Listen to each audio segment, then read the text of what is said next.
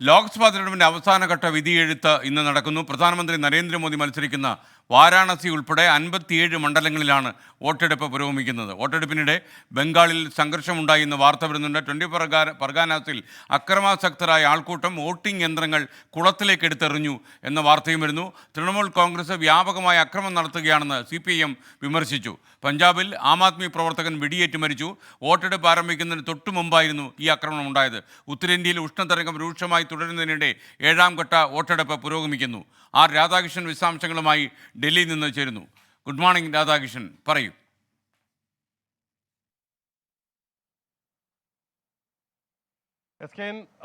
വോട്ടെടുപ്പുമായി ബന്ധപ്പെട്ട് ഏറ്റവും പ്രധാനപ്പെട്ടത് 2 മണിക്കൂറിലെ വോട്ടിംഗ് പെർസെൻറ്റേജ് ഇപ്പോൾ പുറത്തു വന്നിരിക്കുന്നു എന്നുള്ളതാണ്.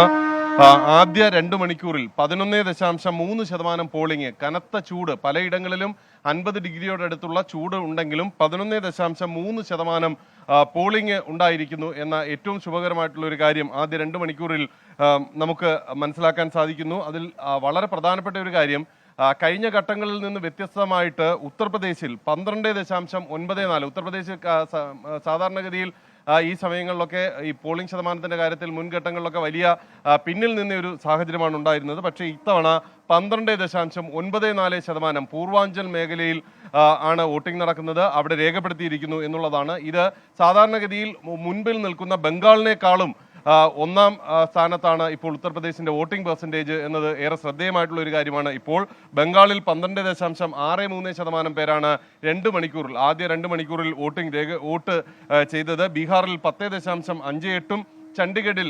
11.64%, ഹിമാചൽ പ്രദേശിൽ 14.35% പേരും വോട്ട് രേഖപ്പെടുത്തി. ജാർഖണ്ഡിൽ 12.15% പേരാണ് വോട്ട് രേഖപ്പെടുത്തിയത്. ഒഡീഷയിൽ 7.69% പേർ വോട്ട് രേഖപ്പെടുത്തി. പഞ്ചാബിൽ 9.64 ആണ് പോളിംഗ് ശതമാനം. ഇനി അടുത്ത 2 മണിക്കൂറുകൾക്ക് ശേഷം 11:30 മണിക്കായിരിക്കും തെരഞ്ഞെടുപ്പ് കമ്മീഷൻ ഔദ്യോഗികമായിട്ട് പ്രസിദ്ധീകരിക്കുന്നത്. വളരെ പ്രധാനപ്പെട്ട കാര്യം, പശ്ചിമ ബംഗാളിന്റെ വിവിധ ഭാഗങ്ങളിൽ ഇപ്പോൾ ഉണ്ടാകുന്ന സംഘർഷമാണ്.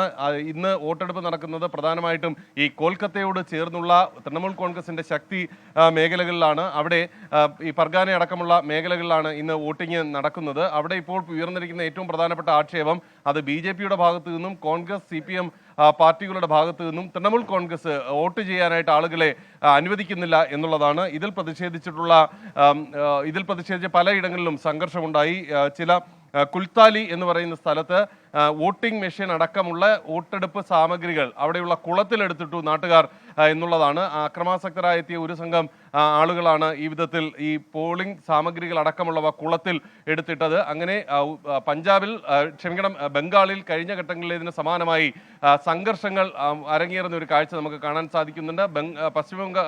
പഞ്ചാബിലേക്ക് വരികയാണെങ്കിൽ ഇന്നലെ രാത്രിയിൽ ഒരു ആം ആദ്മി പാർട്ടി പ്രവർത്തകൻ വെടിയേറ്റ് മരിച്ചിരുന്നു. അതിനെ തുടർന്ന് സ്ഥിതിഗതികൾ സംഘർഷഭരിതമാകുന്ന മേഖലകളിലൊക്കെ പോലീസ് ശക്തമായിട്ടുള്ള സുരക്ഷാ സംവിധാനം വിന്യസിച്ചിട്ടുണ്ട്. ഏതായാലും അവിടെയും വോട്ടെടുപ്പ് പുരോഗമിക്കുന്ന ഒരു കാഴ്ചയാണ് നമുക്ക് കാണാനായിട്ട് സാധിക്കുന്നത്.